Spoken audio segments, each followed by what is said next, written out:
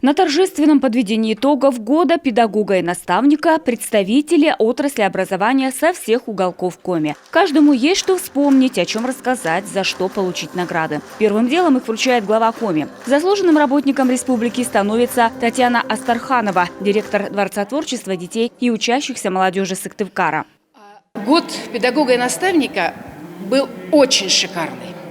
Он был интересный, насыщенный, много знакомств, много мероприятий, многое узнали. А самое главное, мы говорили о очень больших людях, о учителях, о наставниках.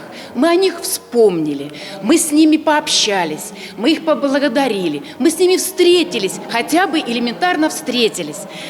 Наставник – это человек, который во многом определил жизнь очень многих людей. И когда были детьми, и когда стали уже взрослыми. Потому что мы учимся всю нашу жизнь.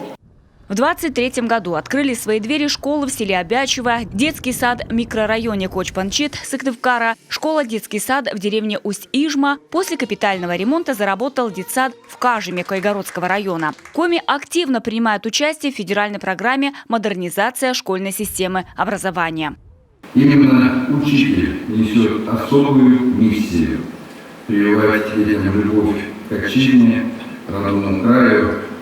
И вот, как было сказано в приветственном слове, найти ту искорку, найти тот талант в каждом ученике. И здесь вы, уважаемые педагоги, являетесь проводниками целостных установок в обществе. В нынешней геополитической ситуации, в которой наша страна находится, необходимо укреплять, конечно же, единство и нашу гражданскую идентичность. Сегодня на территории Российской Федерации, включая нашу республику, продолжается формирование единого образовательного пространства, где педагог не только делится знаниями, но и воспитывает.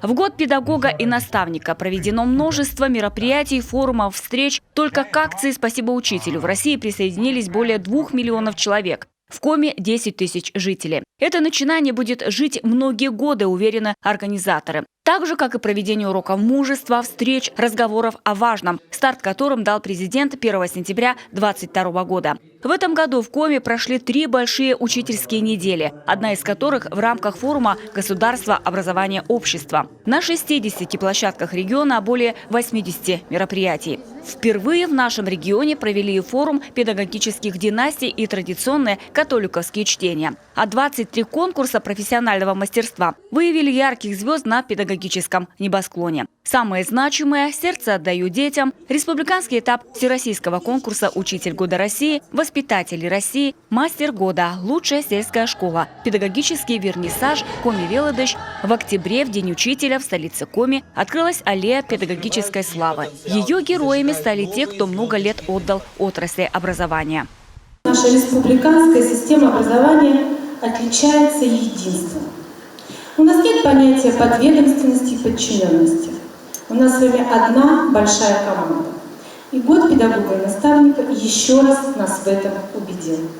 Год педагога и наставника в России завершается, а заложенные традиции и мероприятия, которым был дан старт, продолжатся. Это и поддержка педагогических династий, и акции, и многие другие проекты. Анастасия Тюрина, Владислав Кульчицкий, телеканал Юрган.